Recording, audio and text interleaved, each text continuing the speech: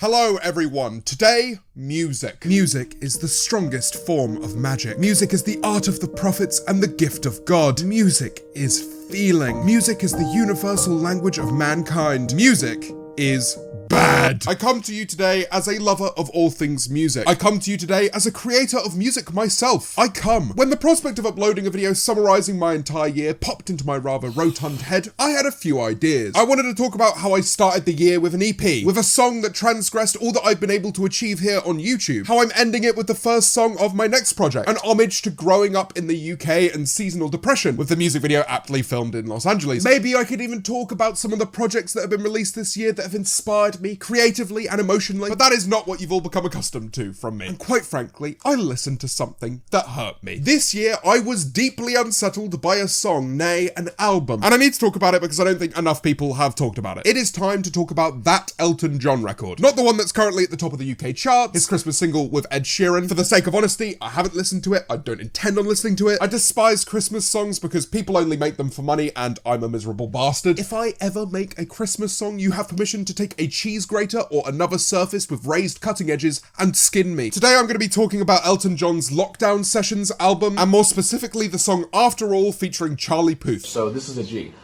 Joe Biden. And speaking of Charlie Puth, I'll see you again right after this message from today's sponsor. We need to address the elephant in the room. Why do I have a neck beard? Well, fellas, the answer is simple. I have been gaming. Today's video is sponsored by Genshin Impact. Do you like magical adventures? Trick question. You've never had a magical adventure. Not like the one you'll have on the continent of Teyvat. Step into multiple regions to explore and experience unique cultures. From the buildings to the briefs, different customs and national characters. You can climb, swim, even glide your way through this wonderful world. Take in the sights and prepare for the challenges that lie ahead. Do you like solving puzzles? Of course you do, you nerd. Do you like defeating enemies? Of course you do, you sociopath. Well, now you can do all that on 5 different platforms, and you can do it with up to 4 of your friends in co-op mode. That being said, you do actually need to have friends in the first place. Genshin Impact has just updated to version 2.3, and there is a bunch of new exciting characters, including the rather steamy 5-star character, the head of the Arataki gang, Arataki Ito. Clobber me, please, crush me, king. As well as a brand new event, Shadows Amidst Snowstorms, where you can build a snowman that gets you a free sword, and you get to keep the snowman. There's a new monster, new weapons and artifacts, and I've been talking to Genshin Impact about doing this integration for a few months now, and the amount they have updated the game in that period of time is insane. So what are you waiting for? Go and download Genshin Impact using my link in the description. It would support my channel more than you can imagine, and thank you to Genshin Impact for sponsoring this video. Branching out. I'd like to preface this point by saying I think that branching out is a very important thing for artists to do, and it should be welcomed. While spending months or years or even decades on a project can lead to fantastic products sometimes, holy moly, it would be unnatural for someone to keep doing things of the same ilk over and over again throughout their entire lives. And in Elton John's latest album, Lockdown Sessions, it's clear that he's traversing uncharted territory. And who can blame him? He's 74 years young. That's only 5 years older than me. Now, if I'd been an artist for over 59 years, first of all, I'd be surprised that I hadn't killed myself, but secondly, I'd try and make music with contemporary artists, especially ones like Rina Sawayama, who's publicly stated how much of a fan of Elton John's she is. But you do have to go for the collaborations that make sense. I'm going to be referring a lot today to another song on the album called Always Love You. It's certainly not the focus, but it's a Young Thug collab, and it's one of the most jarring pieces of music I've ever had the misfortune of listening to.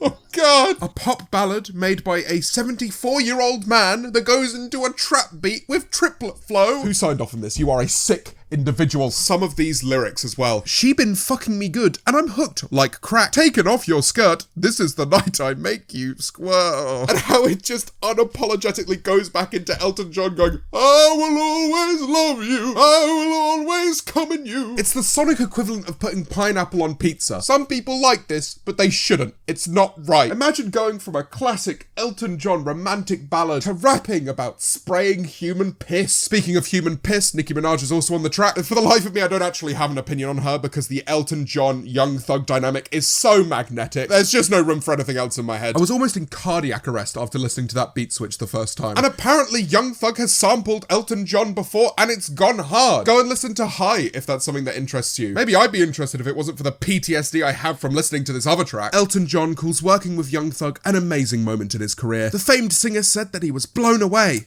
Beginning to make a lot more sense now. Young Thug did a feature and Elton was blown away, huh? Nice feature, dude. Sometimes the collaborations that Elton John does really work. Cold Heart with Dua Lipa, for example. Whilst it's not something that I'd listen to regularly, it seems pretty seamless with the rest of her work. Learn to Fly with Surfaces is a smooth and sultry jazz pop banger. Elton lends his vocals to it and his performance seems a lot more natural in comparison to his more daring collaborations. And out of all of the collaborators, those two I just mentioned seem to be the closest to Charlie Puth in genre. So why is it that those two songs work in my head, but the one with Charlie falls flatter than a sad fucking pancake? From the get-go, After All is a Charlie Puth song through and through. In an Instagram post, Elton states that himself and Charlie were in Charlie's little home setup studio with his keyboard, synths and Pro Tools. Elton sat at Charlie's Rhodes keyboard and wrote the song all the way through, including the melody. Then Charlie wrote the lyrics pretty quickly. We'll get back to that. They claim that they wrote the skeleton of the song, which is essentially the chord progressions, the lyrics and the structure, in 15 minutes. I have a problem with this. We need to rid ourselves of the premonition that writing a song quickly means that the song is good. The truth could not be further away. It might just turn out that taking your time with something and not slapping it together like it's a ham fucking sandwich might just add more value to your art. I'm going to be using myself as an example here because I am a musician. Verified by Zuckerberg, lads. You can't deny me anymore. Yes, there are moments where music just falls out of the sky. The first verse of my song Hymn randomly just kind of happened. I played the chords on guitar and sang what would be the first half of the first verse in around a minute. But it still took me months of tinkering to turn it into something that I love. And on the flip side, if you gave me 15 minutes to write a song, I'd probably just write something like Hymn Again. My eternal struggle is subconsciously wanting to write Hymn Again all the time I write music. If you were Charlie and you're at your home studio with your special Charlie Puth synths and Charlie Puth plugins and presets and you write something in 15 minutes, it's gonna sound like absolutely everything you've been producing lately. The first minute is just a slow Puthy ballad. I lie awake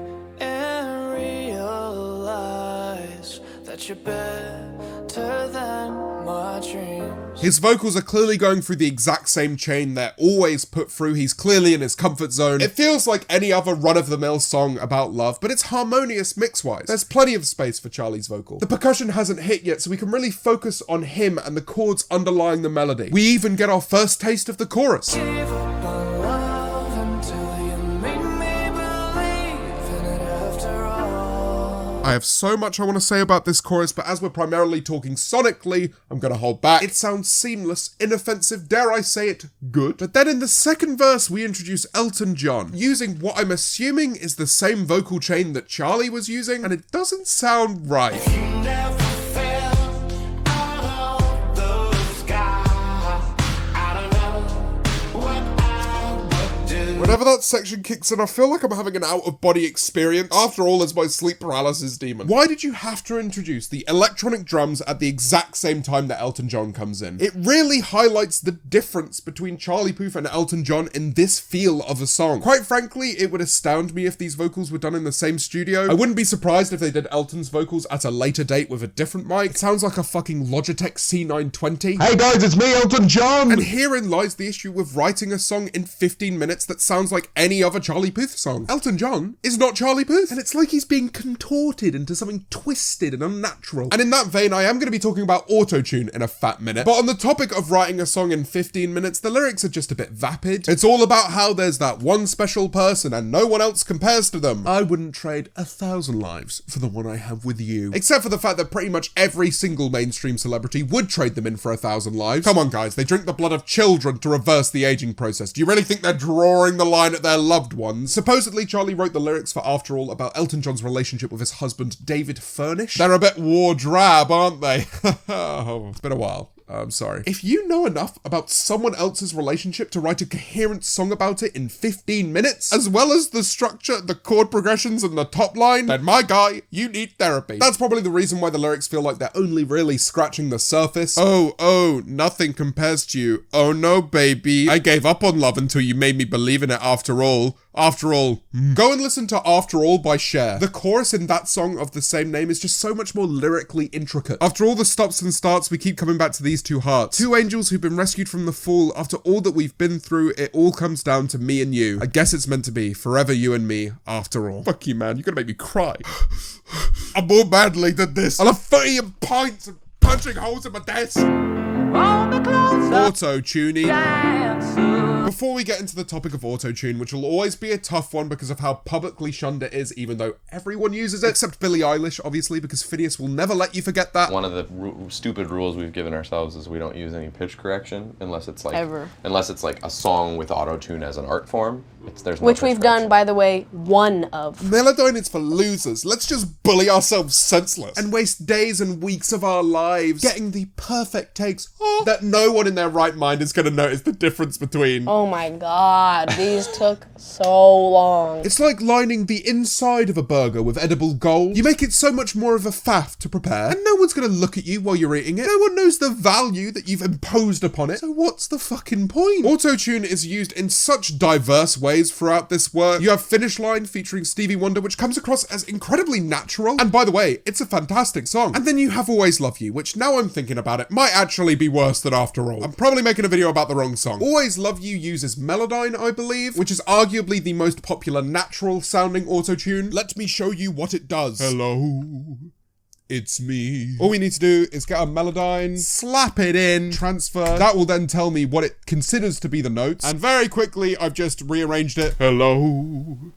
it's me. And that's so much more accurate already. Now, obviously, I've only changed the notes a little bit. If I was to then put it up 2 keys, for example, hello, it's me. The notes are right, but it just sounds weird. So you're best off not changing it by too much, just like adjusting little notes here or there. Now with my music, I'd never fuck around with Melodyne too much, because if you change a note's pitch too much, it just kind of sounds a bit off. It has a few artifacts left in it. But Elton's voice in Always Love You is so tuned, they even tune his vibrato. I will always love you. I will always love you.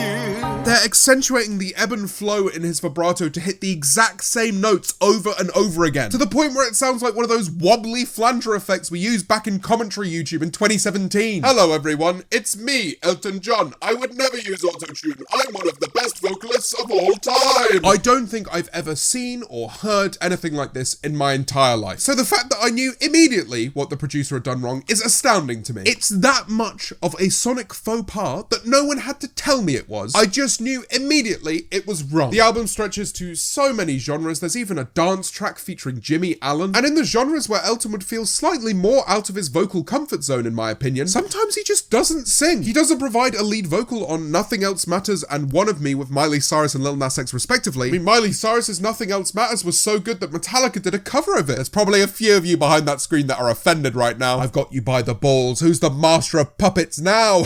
And although the issue of auto-tune is far less prominent in After All, there are some really obvious artifacts in his lead vocal that absolutely ruin his performance for me. I'm not gonna sit here and say, Elton John, bad singer. He's not fucking Addison Rae. He's arguably got one of the most iconic voices of all time. But I can't lie, his voice sounds jarringly thin here. I wouldn't trade 1,000 lives for the one I have with you.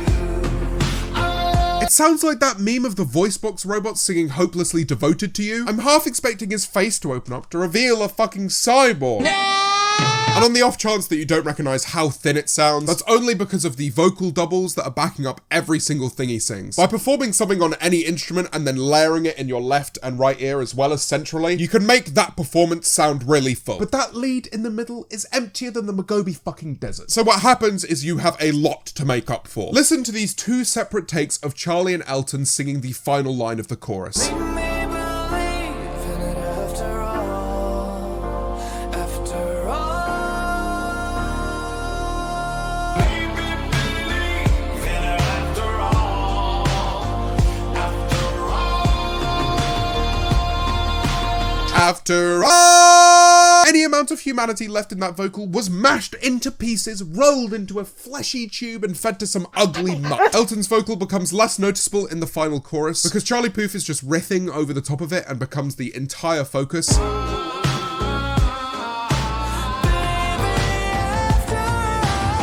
It's like having a turd and then going, look, I know there's a turd here, but also Charlie Puth. Turd, Charlie Puth. Okay, there's a turd there, I know, but stop perceiving it. Charlie Puth. And you can tell everybody this is not your song. At the end of the day, production isn't the be-all and end-all of a fantastic song. One of my favourite songs of all time is Reptilia by The Strokes. Yeah, I know, I'm not like other girls. Compared to a lot of other indie rock bangers, which I do love, the mix is pretty lackluster when the guitars come in. But I don't care. If you put this song in the club, then I'm probably getting kicked out of the club because I look like I'm in my mid-60s, but I would dance in the arms of that security guard. Who knows?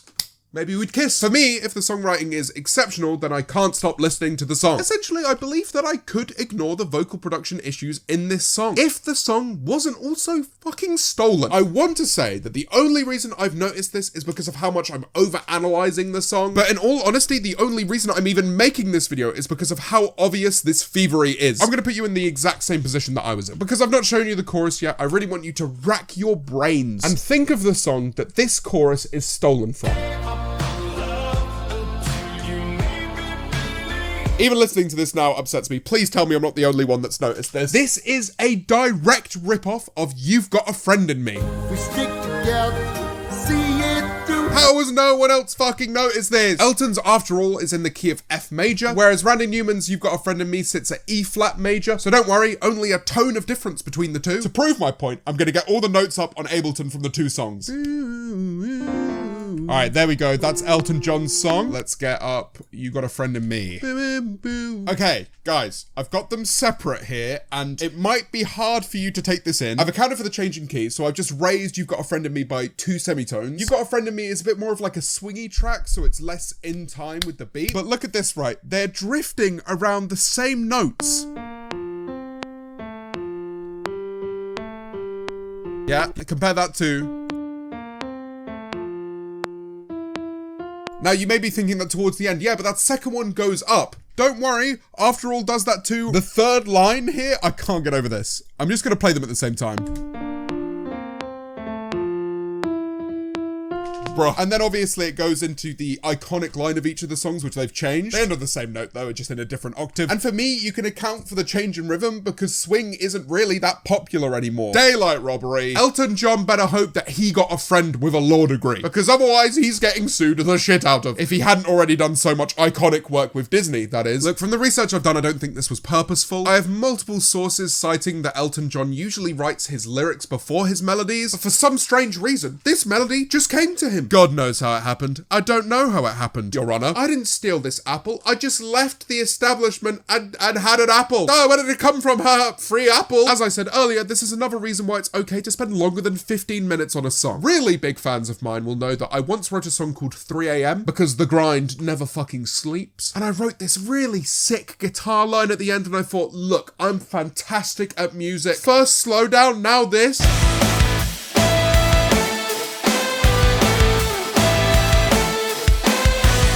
Fucking, I'm so good. James. Yeah, mate? Are You Gonna Be My Girl by Jet.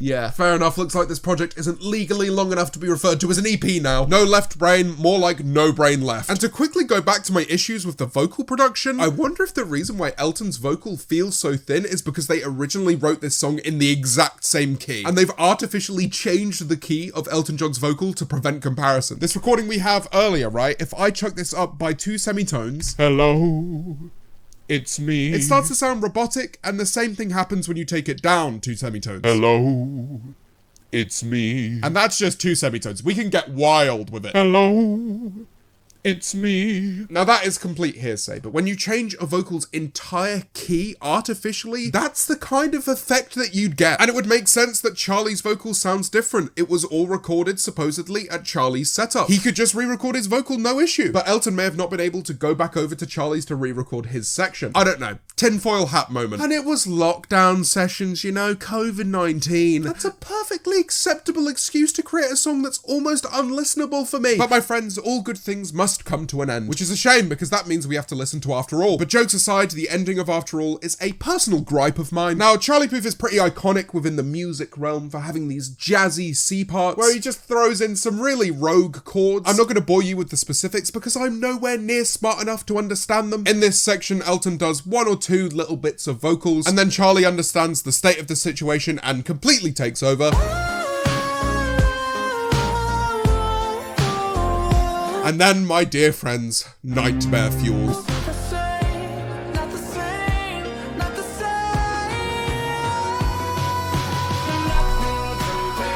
Keychain. I thought this was something we left in the past, but no, now Jacob Collier's made key modulation cool again. It was never fucking cool. This is such a nitpick because I do understand wanting to feel uplifted by a song that literally does lift, but it's just so cheesy. I was already thinking about Toy Story. You didn't need to wham Woody down my throat. Not your Woody, for the record, Elton. I mean the toy, not the sex toy. It would be like me scripting, recording, and editing this video, and then ending it by slightly raising the pitch of my voice. Thanks for watching, my friends. Sorry for dipping for a few months. I was concentrating on music and not being sad. Maybe instead of abusing my comment section, you could go and get some therapy. In all seriousness, thank you for your continued support. Now go and listen to Gold, you dickheads. Music video directed by Ted Neverson. This is his merch. It's the best song I've made so far. Here's a little snippet.